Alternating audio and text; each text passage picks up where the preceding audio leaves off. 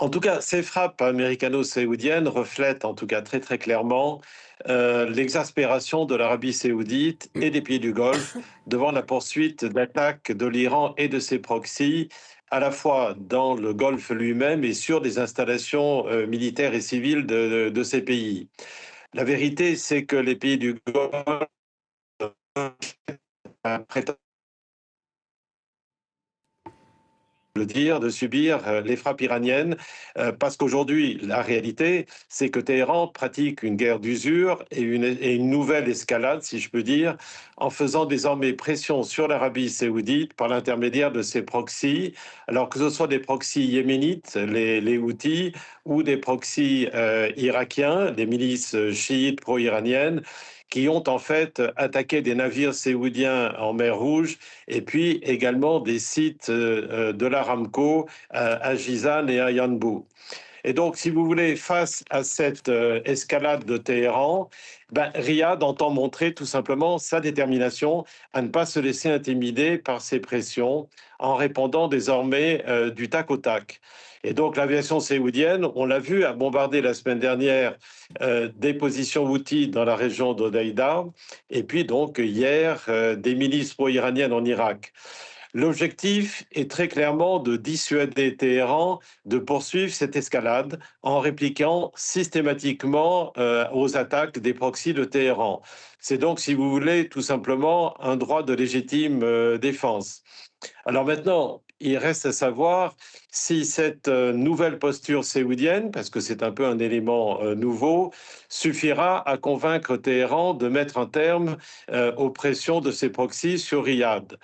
La réalité, c'est que ces attaques, qu'elles soient enfin, de milices irakiennes ou des Houthis, ont en fait l'effet inverse souhaité par Téhéran, c'est-à-dire qu'ils sont en train de rapprocher les pays du Golfe de Washington.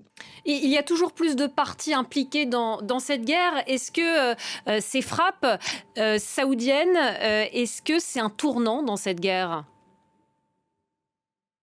C'est en tout cas, si vous voulez, un acte très clair de dissuasion qu'emploie Riyad pour essayer de montrer que finalement, si les Iraniens pensent pouvoir les intimider en faisant jouer les proxys, qu'ils soient irakiens ou yéménites, eh bien, l'Arabie saoudite, dorénavant, répliquera au coup par coup. C'est-à-dire qu'effectivement, elle ne veut pas se laisser intimider.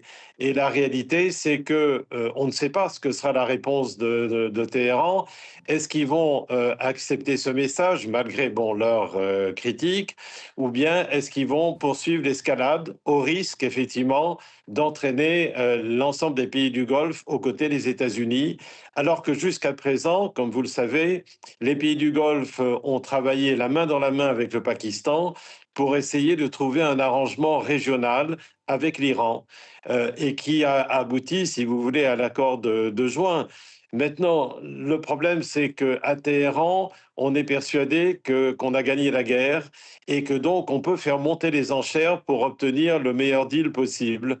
Bon, simplement, les Séoudiens n'ont pas l'intention de se laisser faire. Et est-ce que les Saoudiens aussi, ils viennent frapper en soutien des États-Unis, les États-Unis qui finalement se retrouvent un peu en difficulté, qui multiplient les frappes, mais finalement n'arrivent à rien, toujours pas d'accord de paix en vue pour le président américain.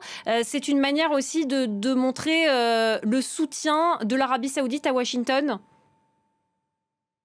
Alors, l'Arabie saoudite n'a pas soutenu l'opération américano-israélienne depuis le début. Elle a tout fait même pour la dissuader et elle a travaillé la main dans la main avec le Pakistan, le Qatar, pour essayer de trouver un arrangement avec Téhéran.